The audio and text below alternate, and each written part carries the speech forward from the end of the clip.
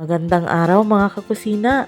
For today's edition of our kusina serye ay magluluto po ako ng pork liempo barbecue. Para na at samahin na po ninyo akong magluto. Para sa marap ang barbecue, kailangan nating i-marinate yan overnight sa mga pampalasang sangkap. Ganun po ang aking inagawa. Sa napapanood po ninyo ay meron dyang mga balat ng kalamansi. Opo, inagamit ko po yung mga balat ng kalamansi pang marinate, hindi lamang po yung katas.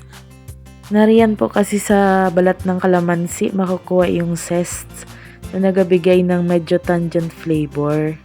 Masarap po yun sa barbecue, ay lalo't higit po sa tapa. Try nyo po yun. Isama nyo po yung balat ng kalamansi. Pero yung mga buto po ng kalamansi ay inatanggal ko po talaga yun. Dahil siya po ay mapait, lalo na po pag naisama sa pagluto, ay lalo pong napait ang lasa. Mga kakusina, ako nga ni Baya ay hindi po nagamit ng soy sauce sa pag-marinate.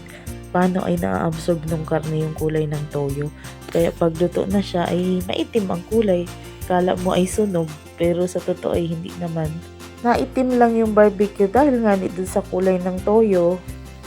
Nagamit lamang po ako ng asin at saka kaunting patis. Ngani po pala, ako'y pumasok ngayon sa school, kaya ang nag-ihaw po ng aming barbecue ay si Barkading.